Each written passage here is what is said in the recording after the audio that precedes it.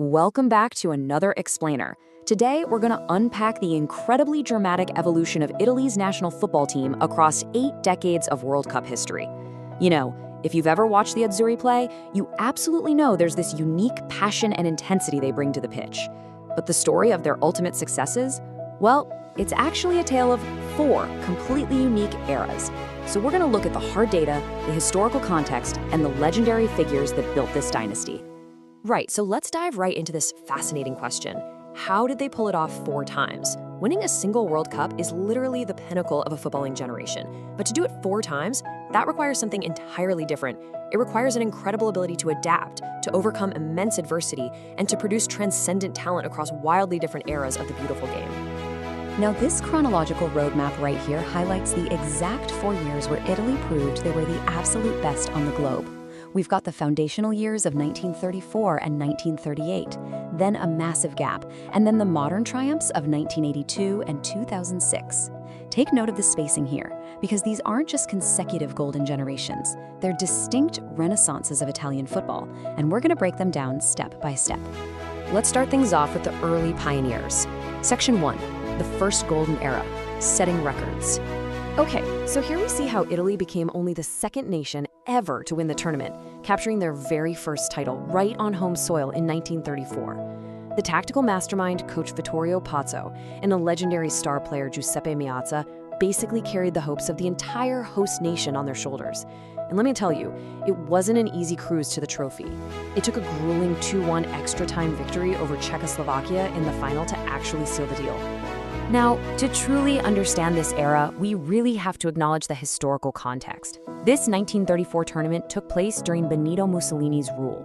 Because of that, it remains a subject of historical and political debate regarding the level of political influence that was exerted on the competition. As we look at the facts, it's just a complex layer of history that is inextricably linked to their first global triumph. Moving forward, what's really interesting here is the immense contrast between winning as a host nation and then immediately having to defend that title in a foreign country just 4 years later. Winning at home in 1934 definitely brought the advantage of friendly crowds, but traveling to France in 1938, that meant proving their dominance wasn't just a product of home field advantage, it was the ultimate test of a true footballing powerhouse. And they absolutely passed that test with flying colors. They cemented their dynasty by beating Hungary 4-2 in the final. That meant no team had ever won consecutive World Cups before Italy achieved this back-to-back feat. They were the very first team to successfully defend a World Cup title. And while Meazza was the star back in 34, 1938 saw star striker Silvio Piola step right into the spotlight, scoring twice in the final match to secure their place in the history books. After those early glory days, there's a really long wait before our next chapter. Section 2, the miracle of '82, the great comeback. We are moving forward to Spain in 1982, and we really have to acknowledge the immense adversity they faced initially. I mean, they limped out of the gates with a totally disastrous start, drawing all 3 of their first-round matches. To make matters even more tense, their key striker, Paolo Rossi, had literally just returned from a suspension. The expectations were incredibly low, and a lot of folks considered them to be struggling contenders who would probably be on a plane home soon. But let's track how this builds into an unbelievable giant-killing run. First, everything changed when Rossi exploded with a famous hat trick against Brazil. It's widely celebrated as one of football's greatest ever matches. Suddenly, the momentum just completely shifted. They took that wild energy, beat Poland, and finally marched straight into the final to definitively defeat West Germany 3-1. The comeback was complete. So the absolutely crucial point here is that Paolo Rossi cemented himself as the ultimate hero of this inspiring comeback story. Not only did he lead his team to the trophy, but he took home both the Golden Boot as the tournament's top goal scorer and the Golden Ball as the absolute best player of the competition. It's still considered one of the greatest individual tournament performances of all time. Fast forward a couple of decades, and we arrive at our next era, Section 3, 2006, Redemption in Germany. Now for this one, the tension was incredibly high before a single ball was even kicked. The entire nation was rocked by the Calciopoli scandal back home. It was a massive domestic football scandal that completely dominated the headlines and honestly threatened to derail the national team's focus altogether. They arrived in Germany with these dark clouds hanging over Italian football, desperately needing to prove themselves on the pitch. 2. Just 2.